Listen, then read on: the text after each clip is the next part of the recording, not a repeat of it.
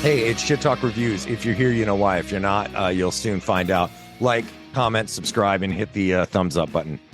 Is that good? Did I get it up front? You finally got this right. You do it in the beginning. Ask, beg, borrow, all that stuff in the beginning, and then you get into the content. Then you ask again. Exactly. Okay, cool. Always hit him again. We'll give you stickers. We have stickers we'll give you. Yeah, you get a sticker if you subscribe. And Dave's giving away his swanky beige jacket from one of the last podcasts too. That'll be a giveaway. We're going to raffle it off. So yeah, you can have a chance to win Dave's jacket, but only if you like and subscribe and comment. Dan Lorenzo liked that jacket, so don't be such a wise guy. What are we talking about? We're talking. Well, you tell us what we're talking about. This is your man crush band. Well, listen, I love Max Cavalera.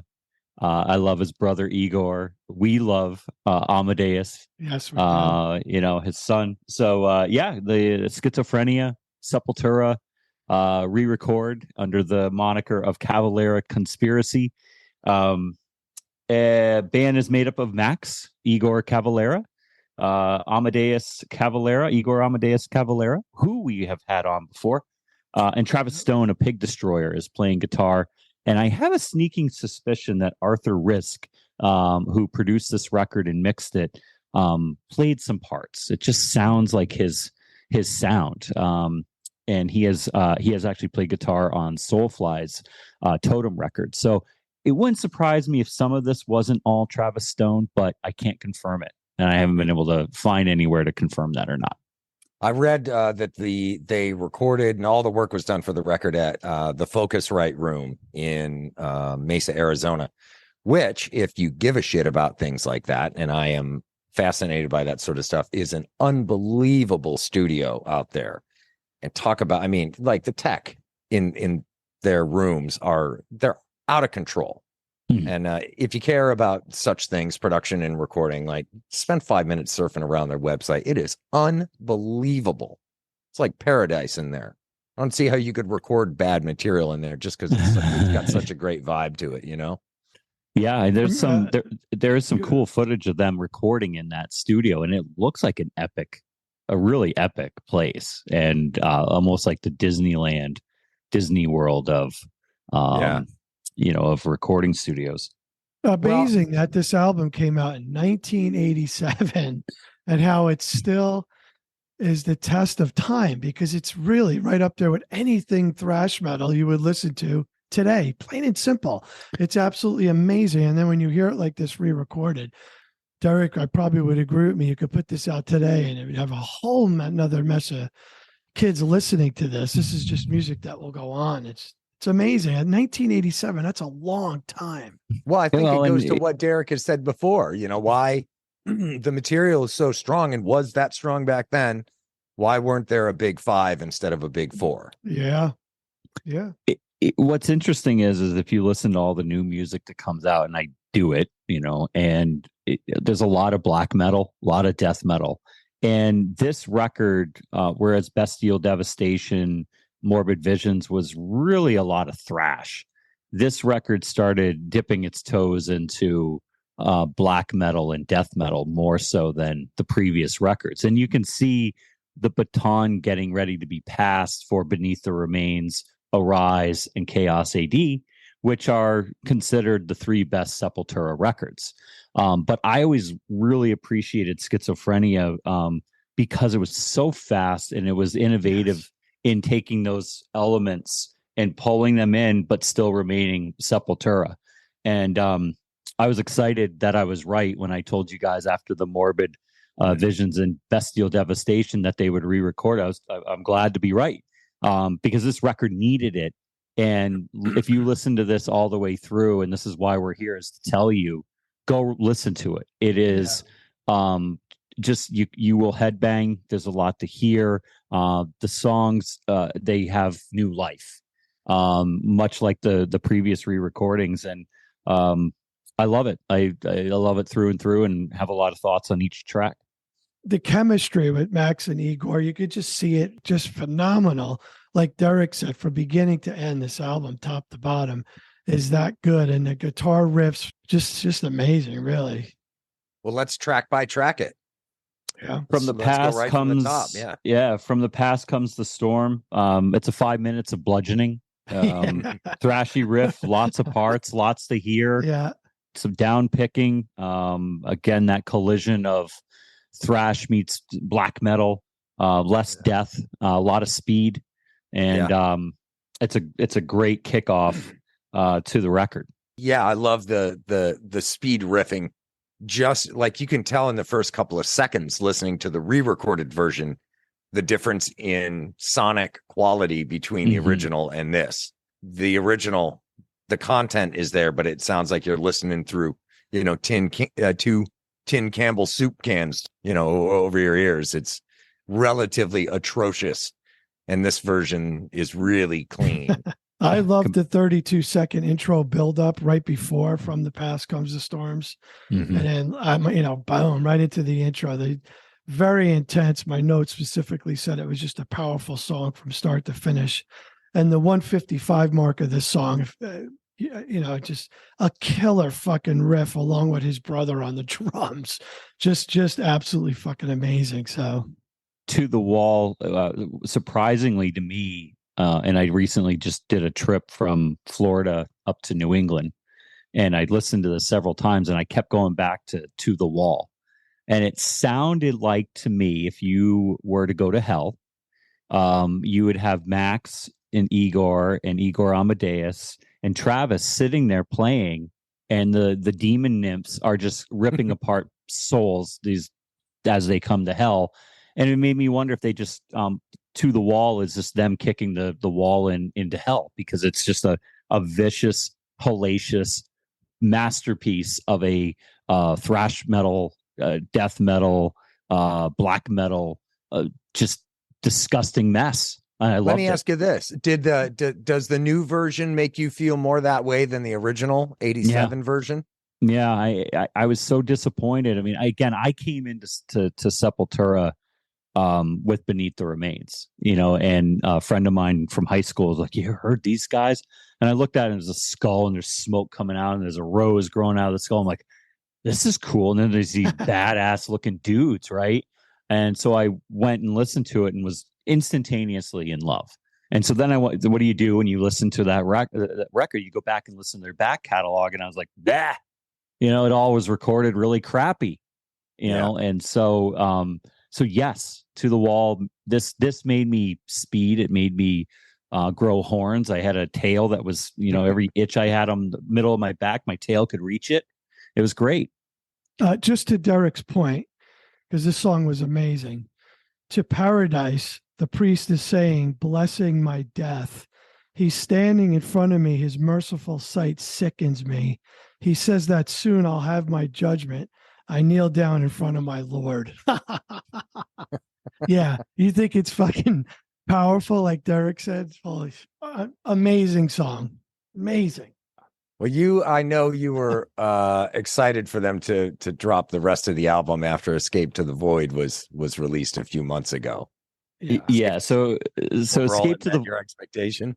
Yeah, I mean, I think when we saw them in Boston, the three of us, when they played Escape to the Void, I lost my mind, and it's always been one of my favorite songs. And but I grew my appreciation for it with the live material, the live Sepultura stuff. Mm-hmm. So to get a good recording of it is it meets my expectations. I love the killer buildup and the explosion. And Igor Cavalera, he on the drums is just, he's thundering. He's sick. It's awesome. The drummers out there, no doubt, will appreciate that the Rototoms are in full effect with Igor.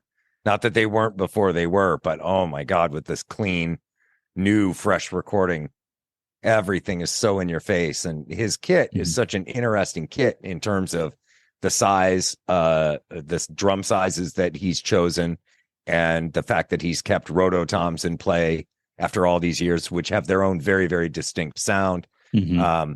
And he got to stretch out on the originals, and we get to hear him stretched out, Igor, that is, on this album, and it's a joy to listen to.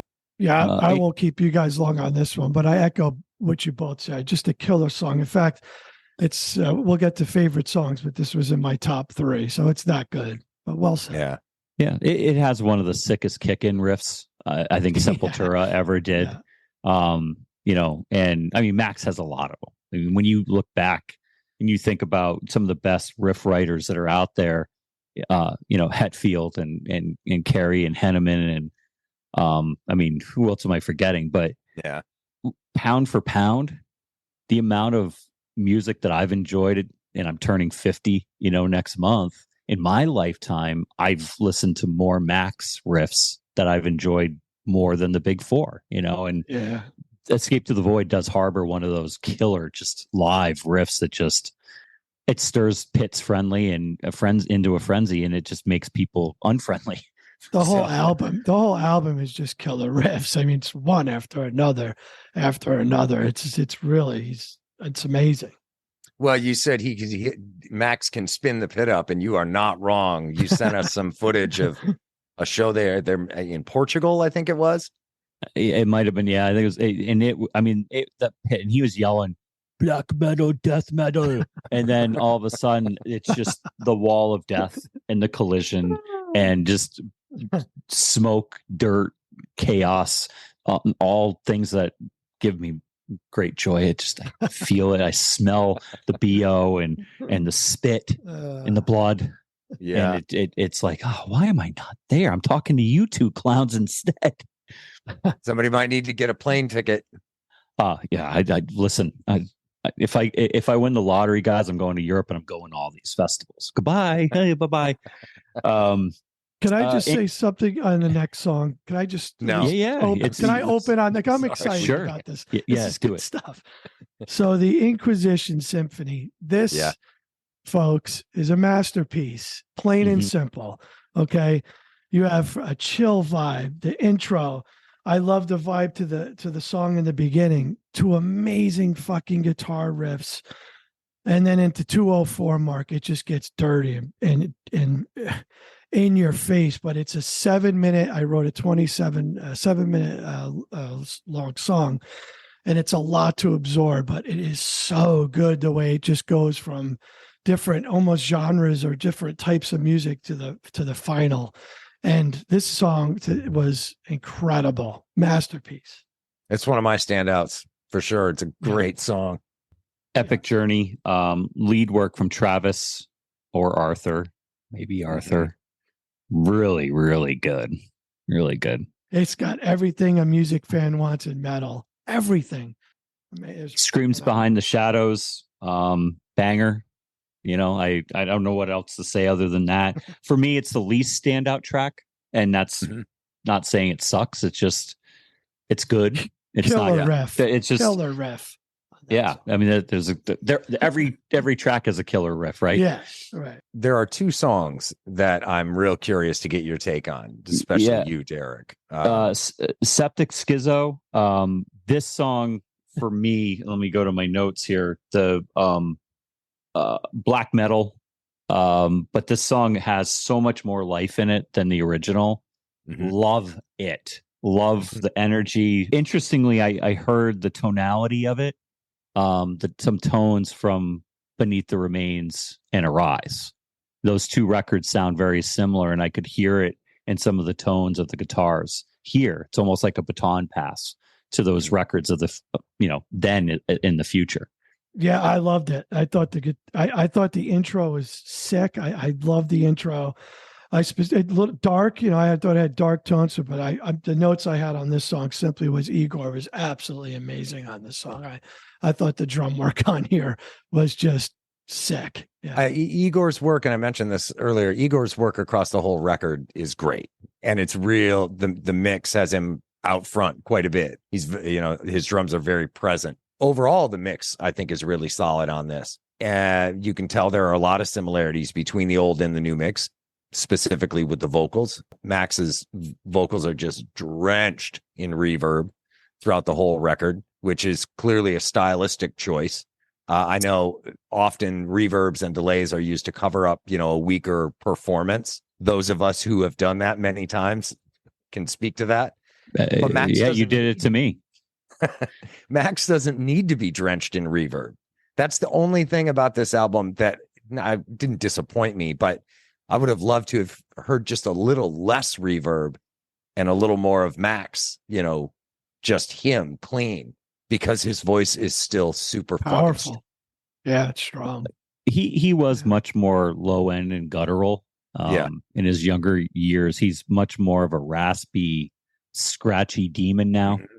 And I think that the reverb is more of a choice. Was the sound in the 80s, is more reverb. I can guarantee you that the next Soulfly record will not have Max reverbed in the way back.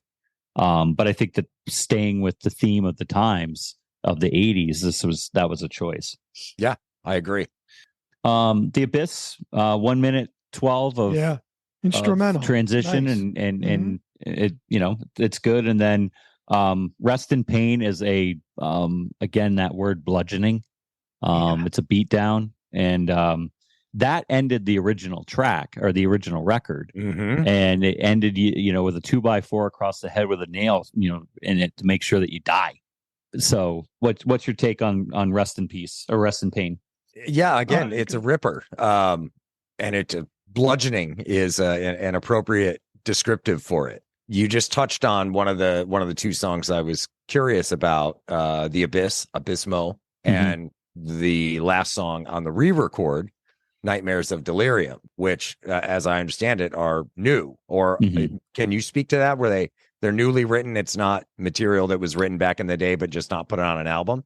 Yeah, Max, there was video that Gloria Cavalera, his wife, posted of him sitting on a bed writing this record. And he was trying to write a song that was similar to his mind frame in the time, and it just flowed out of him. And my question to you guys is, would you have known that this song just written recently? No, not at all. It's one of my favorite tracks on the record. I'm happy that they made a video for it. I love it, and it fits in nicely with this record, but it also doesn't surprise me because Max, I think, over the last really 8-9 years has been writing some of the best music of his life since the early Sepultura stuff, right on through Chaos AD and Roots. He's just rolling out of bed and batting 400. And that's a good percentage in baseball terms.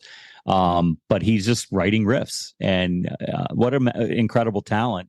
And Nightmares of Delirium is just, for me, it's a pure joy to listen to because it just shows his talent and his ability to be able to say, okay, this is my mind frame. This is the time. Let me write a song that fits that time frame. Any knowledge of why the physical copies came out branded as Cavalera and not Cavalera Conspiracy, but all the online stuff is branded as Cavalera Conspiracy? I think if they had their way, and I believe, and I don't know the answer to it, but I believe I read once upon a time that there was a band named Cavalera when they when they created Cavalera Conspiracy. And so that band might be defunct now. And so they're just putting just Cavalera on there because it's similar to Sepultura, and you can use the Sepultura font and it looks cleaner than adding the Conspiracy on there. If I had to guess, that's probably the reason why they're doing that. And I would suspect if they had their druthers, they would have all these records coming out as just Cavalera. Right. What do you think? I know what the interwebs are saying about any further re-records. Do you see any others being done, or are they good? No, the Beneath the Remains doesn't need it. Chaos AD Arise certainly doesn't need it. Chaos AD doesn't need it, and neither does Roots. That being said, I don't know if you guys saw, Max had gone out and said that I have no interest in doing a reunion with Sepultura. This is what I'm gonna say. They're out doing the trilogy tour, the Third World trilogy across Europe. They're going to come back to the US and do the first 3 records. Why would he come out and say, hey, I'm going to do a reunion with Sepultura and take away from, another year's worth of touring, right? Mhm. Right. My feeling is what's going to happen is, and I don't know anything at all. And Gloria, might hunt me down and shoot me for saying this, but they're going to support these records, do the tour, and then Soulfly will come out with a record. They'll have a year, maybe two, of going out on the road and supporting that. And during that time, they'll announce a Sepultura reunion, and it'll probably coincide with, whatever anniversaries are coming up for Roots, Chaos AD, Beneath the Remains, or Arise. That is what I'm going to say. There is no way that they're going to retire without playing as Sepultura again. I'm pretty confident that that's going to happen. And the reason why? Money. There's one of these festivals that's going to throw them so much money to come back. Yeah. And so I'm pretty confident. And Gloria just posted the other day, I'm 2 years ahead on everything that's coming down the pipe. She's like, I've always been 2 years ahead. And I don't know why she posted that, but she did. If I was her, and I know the demand is there, and with Sepultura going into the dark this year, after this year, and doing their final tour, Just Kiss Her, and then all these other people that are not the Cavalera brothers, I think that there will be a reunion. Whether or not it's everybody, but I think Kisser, I think Igor, Max, with age comes wisdom and money speaks. I think it's going to happen. Well, you heard it here first, people. Yeah, you got it. It's hot off the press. Yeah. You've just heard that we don't know anything, but we're guessing. We're guessing. But at the end of the day, why would Max go out there and say, yeah, I think a tour is great, or a reunion with Sepultura is great, while he's out playing Sepultura stuff with his brother already? Yeah, it makes no sense. Exactly. From a marketing and sales standpoint. That's the kiss of death, right? Yeah. So don't bother coming to see our show this tour, because we're going to do it again in a minute with somebody else. Yeah. Not a great call. No. Well, it's a great album. I'm glad. I'm not surprised. I'm glad you brought it to the table. It's been a lot of fun to listen to, and great to hear it in a modern context with modern production. You told me beforehand that you were surprised because you kept coming back to it. Why? Yeah. I don't know. It's just, I've never been a huge thrash guy, but I played it the first couple of times and gave it, real critical ears to learn it and to get comfortable with it. And I just found myself throughout the course of, the days over the last week and a half, just, let's pull it up and run it again. And it's kind of like Boundaries, the last album we reviewed. It's just, it's a great front to back listen. And, there's some nostalgia, I guess, getting to hear it, but it's not super thick nostalgia because it's new, quote unquote, it's a better quality. Yeah. Well, all the material is newer to me, but hearing it in its re-recorded form with the modern production and a modern mix and all that is great. And it's, in that regard, it's a lot of fun to listen to, just because I know what they did there to achieve that. So I've listened to it quite a bit. It's not that sound too, where you're listening like, oh, that was from the 80s, when you're like specific, like it sounds so bad, but not with this, because this was, like I said, when this came out, 87, but you listen to it now and it could stand up with any band who's on tour right now in this genre of metal. Any band now. As you said, Derek, like the tones that they chose to use on this album, they're not exact to the original source material from 87, but there's enough of a nod that they're the right tones, and they're good. They're also a little more modern, a little more refined. Max has had, how many decades now to refine and dial in those tones to get them so thick and so meaty and rich, and it shows on this record. Do we need to do numbers, or is it just go listen to it if you're watching the podcast, listening to the podcast, whatever you're doing? Yeah, subscribe, like, follow, all those things. Not for nothing. Hit the bells. For two brothers in the music industry this talented, it's really, at least in my opinion, it's just a sin that these guys aren't made like everybody should know the Cavaleras now, right? I didn't know who they were. Derek introduced him to me. Now he's a household name in this house. So like these guys need to be known. They should be bigger, especially for two brothers, you know, that in this industry. It's a big deal. At least I think. I don't you know. They're really, if you ask anybody from Brazil, you mentioned Cavalera and Sepultura. Oh, yeah. You know, they are known quantities. Again, you love Europe. You're talking about your trip to Europe. You go there, mention Max Cavalera to anybody that's wearing any black metal shirts, death metal shirts, any power metal shirts. They're going to know who they are. It's here, you know. It's just, you know, America is slow, especially when it comes to metal, and we're getting better. We're getting more and more festivals that are closer to what Europe has. But you know, the mainstream media, mainstream radio, all that stuff still has not adopted metal. I mean, you watch the award shows, and Rhianna, or is that her name, Rhianna? Yeah, she's sitting at the umbrella, Ella, that lady.